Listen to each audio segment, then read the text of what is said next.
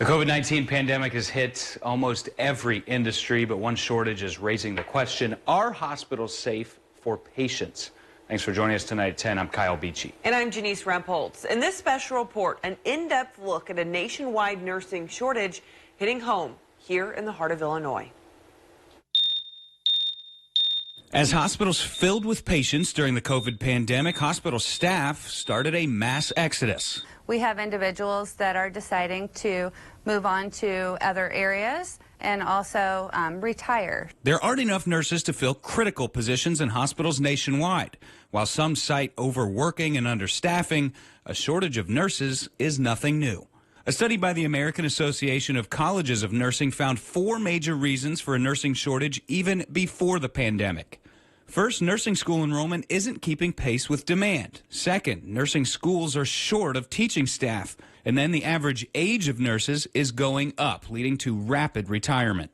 And lastly, baby boomers are causing an aging population, driving more demand for health care. The population of those over 65 is higher than ever before in U.S. history. We called it kind of a silver tsunami. We knew that nurses were going to start retiring, and then baby boomers were going to start coming into the hospital. So the average age of a nurse in the year 2000 was 42.7 years old. In 2018, that average jumped to almost 48 years old.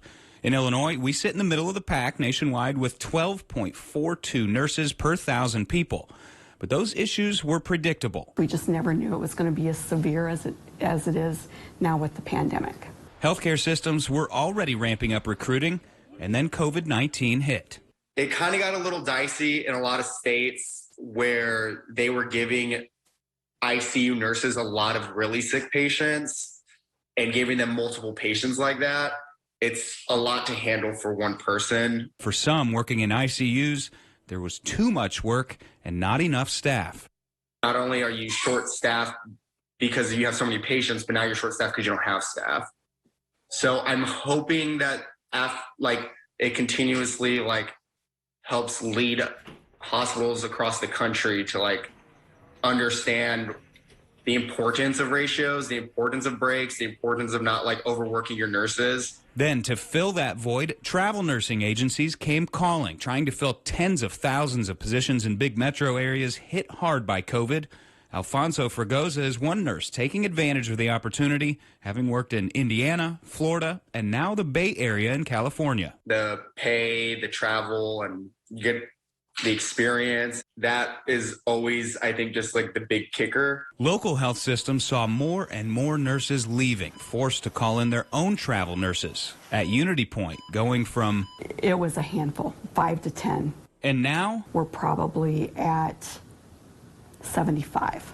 So it has gone up dramatically. Shelling out more cash to fill those positions. The difference between a staff nurse and what we pay the travel company is probably double. But it's hard to compete with big markets offering big-time wages and sign-on bonuses like this one. $35,000 plus relocation and earning multiple times your normal salary. Not 2 or 3, it's a pretty hefty difference. So more than 2 or 3. Yeah. So I was doing this same exact job for pennies on the dime, almost. And when the first vaccines became available in late 2020, nurses were some of the first in line. But then they were told it was mandatory. I'm instituting this vaccine requirement. Another reason for nurses to ditch their job. And when OSF and Unity Point were asked if this was a factor in losing nurses, both declined to comment about the vaccine. I feel like a lot of the times people forget that we are human and we're just doing our best to save a life. So what are these hospitals doing to curb the shortage? We have tools in place like sign-on bonuses or retention bonuses, and we use those where we need to. Students come out of college, so we look at loan forgiveness for staff to come into the organization. We may look at relocation costs that we pay for or sign-on bonuses for them. And how long do they expect it to last? The date out there really says 2024, and then we'll start seeing things back off a little bit. They say their patients are receiving care up to their standards. We have not had to reduce our standards or do anything different as far as at the point of contact or at the patient. For now, nurses are working more hours during a pandemic with the burden of other people's loved ones. We're dealing with people's lives in our hand, and that's heavy on us. It's a very taxing career. The race to hire more nurses continues. I'm Kyle Beachy, reporting for Heart of Illinois, ABC.